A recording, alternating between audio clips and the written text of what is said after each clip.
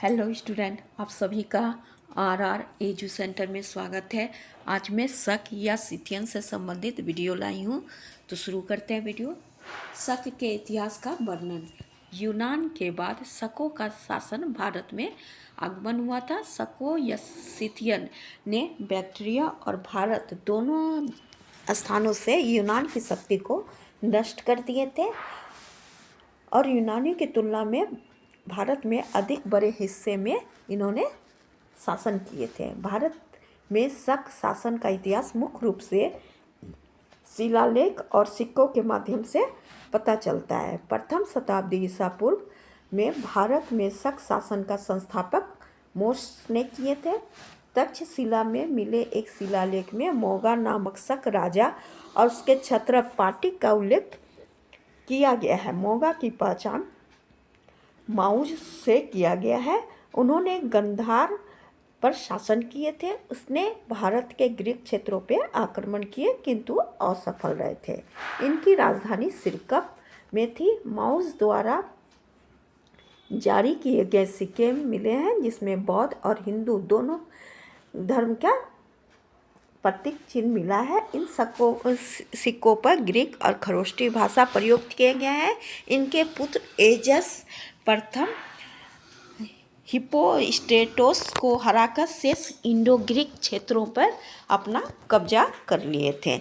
सिक्कों का नाम जिसका नाम कई तांबे और चांदी के सिक्कों पे मिलता है।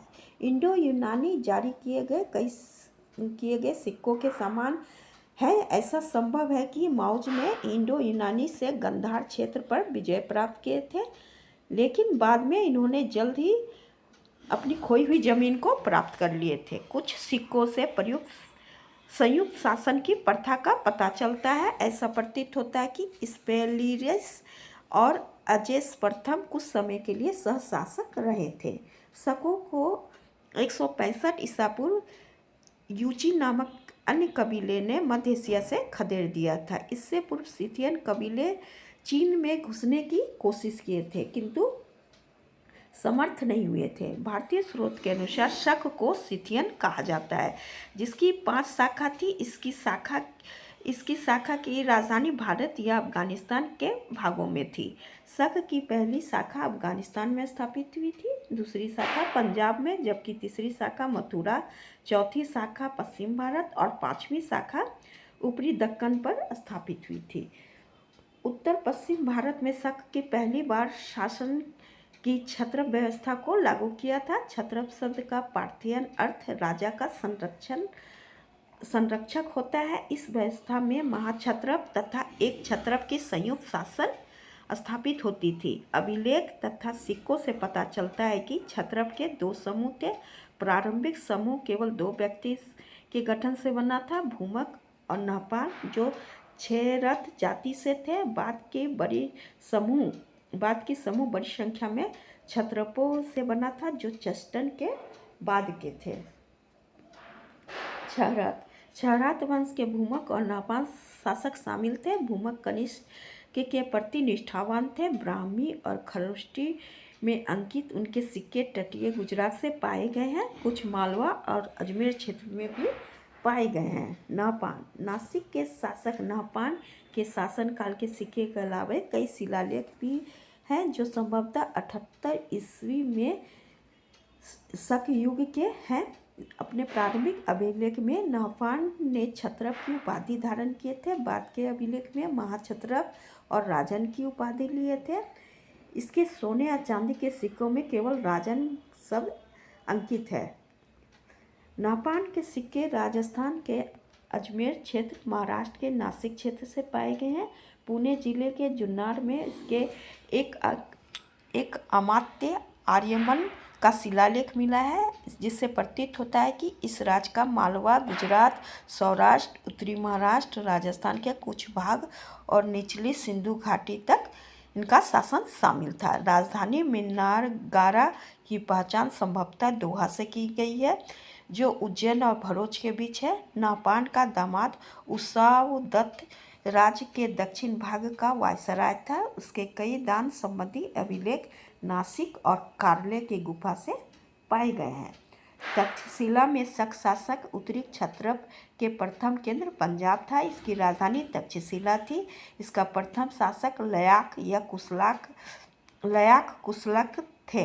इसकी उत्तराधिकारी इसका पुत्र पाटिल बना था। सिंह ध्वज अभिलेख से पता चलता है कि पाटिल ने अपने को क्षत्रवाद में महाक्षत्रप कहा था। मथुरा में शक शासक उत्तरी क्षेत्र का दूसरा केंद्र मथुरा था। इसके दो शासक हगामास और हगान राजुल असेरास थे, जिसकी जानकारी इनके सिक्के से प्राप्त होती है। उज्जैन में शक शासक पश्चिम क्षत्रप का दूसरा केंद्र उज्जैन था। यहाँ का पहला स्वतंत्र शासक चेस्टन थे। चेस्टन का राज्य मालवा, गुजरात तथा उसके समीप के क्षेत्र शामिल थे। चेस्टन एकमात्र क्षत्रप थे जो कि ग्रीक, खरोष्टी और ब्राह्मी तीनों लिपि के सिक्के का प्रयोग करते थे। रुद्रदामन चेस्टन के पौत्र थे, जो उज्जैन के क्षत्रप में सबसे प्रसिद्ध शासक थे। उनका जूनागढ़ का अभिलेख के अनुसार उन्होंने महाक्षत्रपति का उपाधि धारण किए थे। उन्होंने मालवा, सौराष्ट्र, कोंकण आदि प्रदेशों को सातवाहन शासक से जीते थे।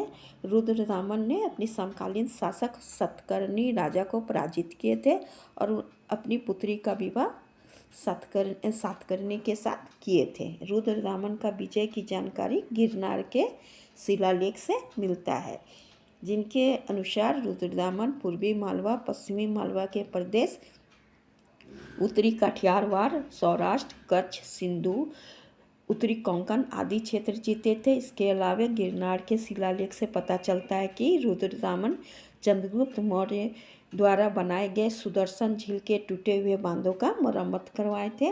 रुद्रदामन के मृत्यु के पश्चात उसके 7 कमजोर उत्तराधिकारी शासक बने। अंतिम उज्जैन के शक शासक रुद्रदामन तृतीय थे, जिसने 388 ईस्वी तक शासन किए थे, जिसकी जानकारी बाणभट्ट के हर्षचरित से मिलती है, जिसे गुप्त शासक चंद्रगुप्त द्वितीय द्वारा मारा गया था। शक शासक से संबंधित मेरा वीडियो यहीं तक था। Thank you.